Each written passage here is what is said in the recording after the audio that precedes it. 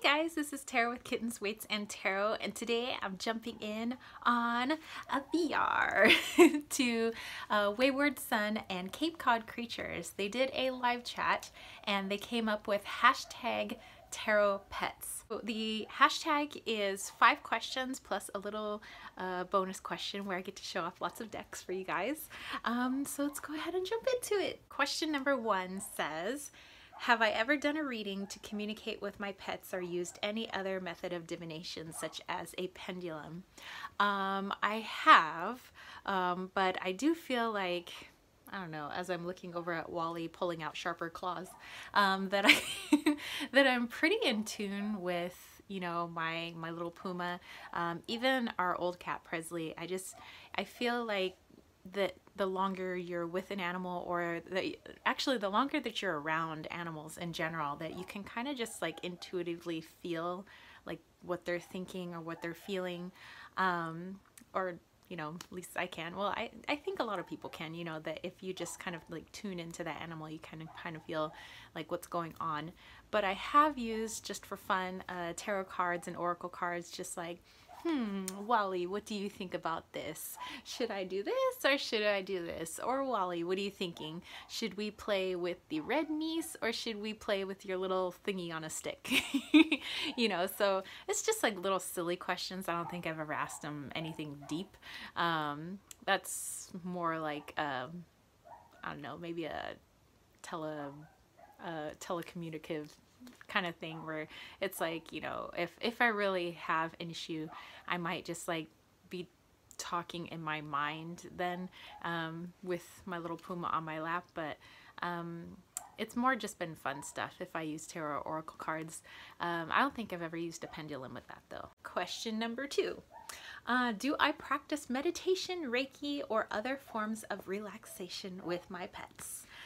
Well, I should preface this by saying that Wally is not a pet. He is my son.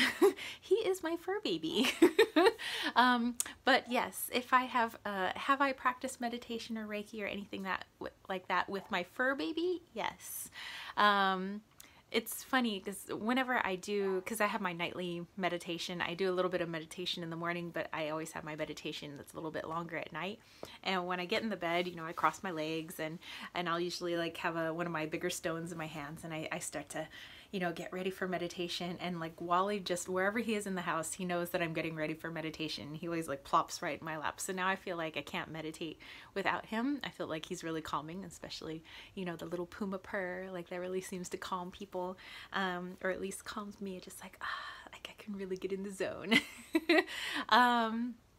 As far as Reiki or like energy healing, I don't think I've ever used him for that, but I have tried to give energy healings to animals. Like there was a couple of times where he's been sick. Like I think when I catch a cold, he catches a cold. Not that I catch one very often, so it's only been a couple of times, but you know, I'll do like a little energy healing on him. I used to do energy healings on our old cat when he was very sick towards the end of his life. And sadly, you know, at the very end, on the last day, I went to do a little like Reiki energy healing on him, and he rejected it. He like walked away, and it was like he was absolutely just like pushing it away, like he didn't want any of it. And that ended up being the day that he passed away. So I think that he kind of made up his mind, and I think just animals just know that. Well, people too, to some degree. But as far as using him or them for energy healings, I have not. Question number 3. What are my thoughts on lucid dreaming or mediumship for pets that have lost, that have passed? So I do mediumship readings for pets that have passed over, whether they are furry, scaly, or feathery. Actually, that is an offering that I have on my website, my Etsy shop. It's called the Rainbow Bridge, and that came about because of my old cat Presley. You know, that I was so broken, you know, when he died, which was you know, a few years ago. Wally was born kind of in the same time period that Presley had passed away. And Wally's actually coming up on his 4th birthday here on March 26th. So he's turning into a big puma. But I still miss our old cat a lot. I miss Presley. But like I've never felt such pain than when I felt when Presley died. Like it felt like there was a hole in my heart, and I felt really empty, like really sick to my stomach. And so I was just like, I wanted to know that he was okay, because I was traumatized, because I watched him. We were there for his last breath, with the vet in our house and everything. And I just wanted to know that he was okay. And I got this feeling that Presley was in the room, and he was like, you can communicate with me. And so I decided to lay out some cards, and what I laid out and eventually turned into my Rainbow Bridge spread, that I've intuitively created with with Presley's help. And then he was like, you need to put this out there. So I put it out there for everybody. Like, it was a spread that I created, but it's the spread that I use for my reading. And so I've done readings for people's pets, and it really seems to bring people comfort, and plus it seems to be pretty spot on as well. And I think that when I do that particular spread of those particular types of mediumship readings, Presley is the one that helps me with those, you know, that he jumps in, and he's the kind of go-between to help people heal in that manner. Question number 4. What are my thoughts on pets for alternative health or emotional support? I absolutely believe that pets can help people heal. I love, you know, the idea of, you know, people that suffer from PTSD. There are people that need them for, you know, that like have seizures. There's, you know, because like animals can sense out seizures, which I don't even know how they do that. They're on such another level than, you know, we are. But yeah, there are, I think, I've seen that there are trained dogs to kind of let the owner know when a seizure is coming on. Like, the animal will know beforehand so that the person can get to somewhere safe for when the seizure occurs. There are people that, you know, have it for anxiety, PTSD. They're seeing eye dogs. There are people with like physical disabilities that, you know, have dogs and things like that. And I absolutely think that they're wonderful. I know that there are a lot of nursing homes where, you know, there might be like the resident cat, you know, or something like that. And I think they bring people a lot of comfort and a lot of joy, as well as actually being like a little like mini furry doctor, like kind of helping them out and aid. I do believe, unfortunately, there are people that take advantage of that system when there are people that actually really do need those animals. And then there are some animals where, you know, you'll see them, or at least I've seen them here in California, you know, taking their dog into Costco, and it's a dog that's just got a rope around its neck. It looks kind of mangy and like not well taken care of, and that, to me, that really upsets me. I'm like, you know, you're taking advantage of a system of people that do need their pets there, and here you're not even taking care of your pet. So don't get me started on that. But yes, I believe that there are a lot of people out there that do need those types of animals, and that they really do provide a fantastic service. And the last sort of question number 5. Let's see, pets or other animals, do they have psychic abilities or intuition? I don't know if I want to say like they're psychic or anything, but I do believe that animals, and like animals in general, not just like people's pets, but like animals in general, they're tuned into something that I think that we could tune into as well.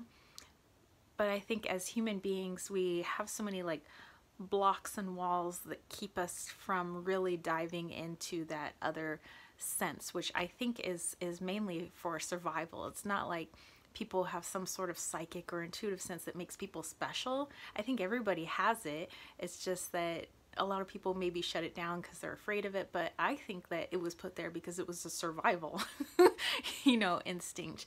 You know, like when birds fly around all crazy because they know that there's a storm coming.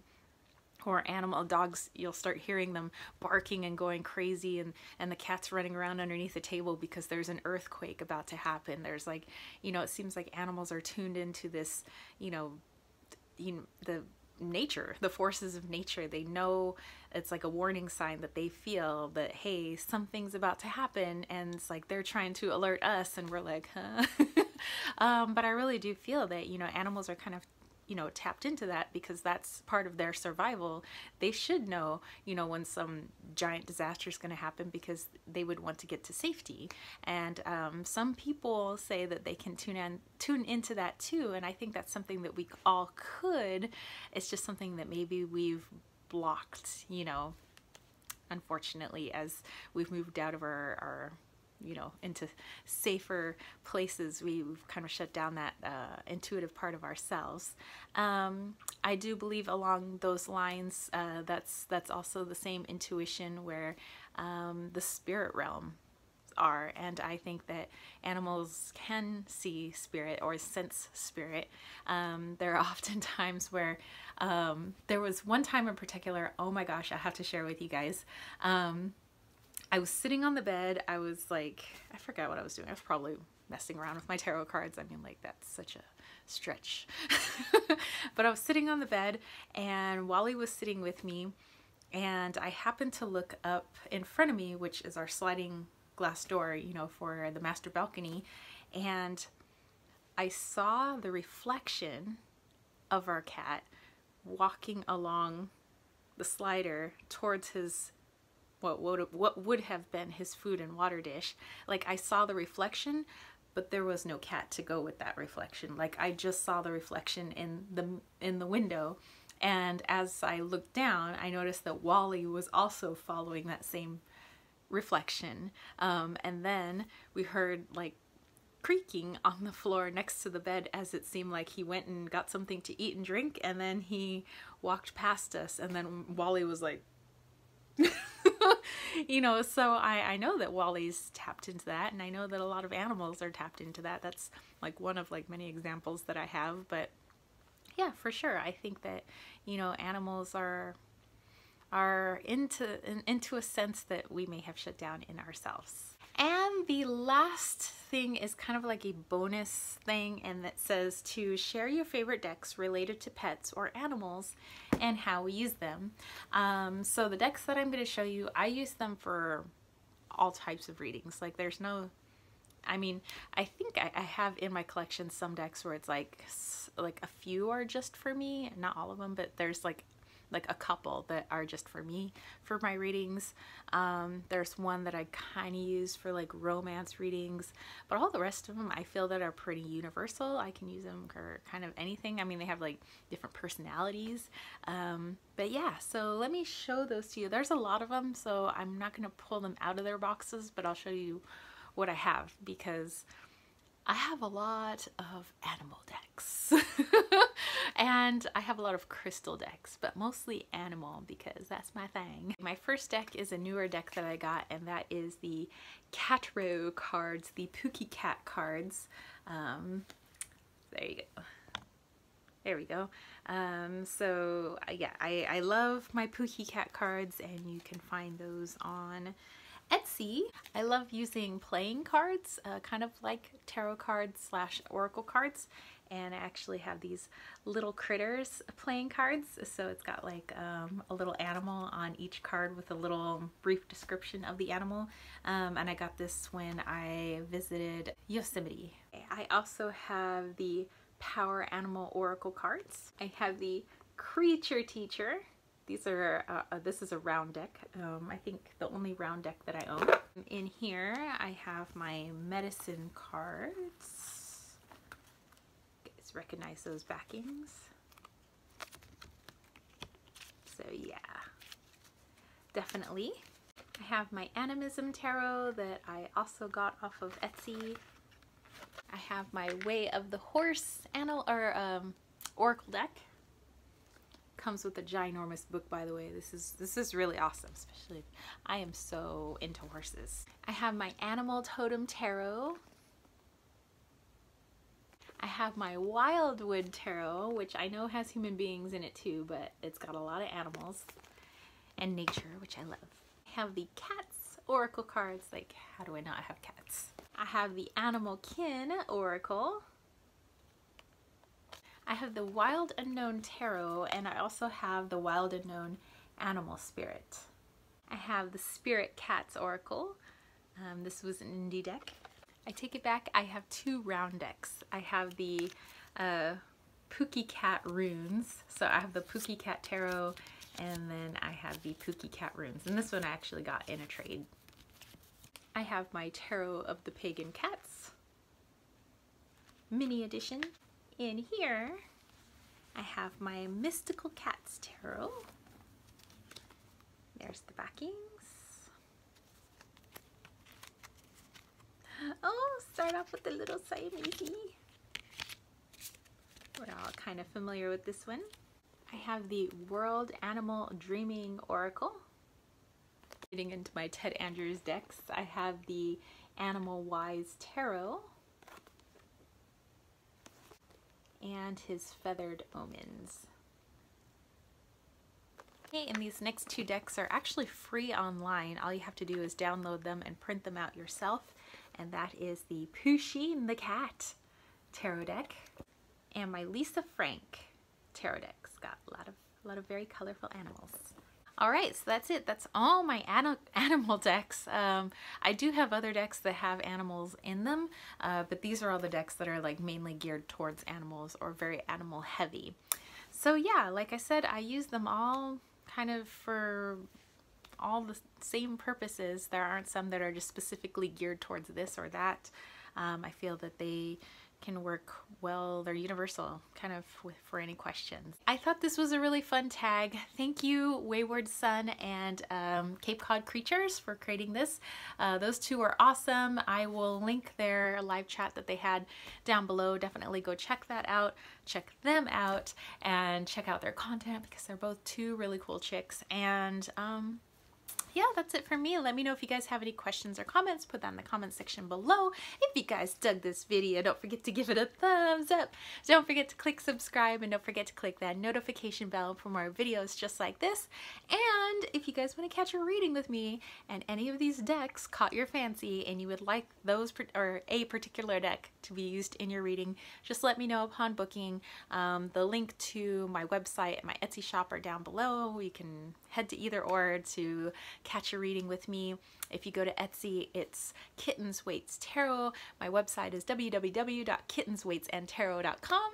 And head over to patreon.com/kittenswaitsandtarot to join the KWT tribe, where we are working together as a community-based business so we can create more and do more for others while you guys get some freebies in the process. So anyway, that's it from me, spiritual homies. I'll catch you later. Peace, love, and chicken grease.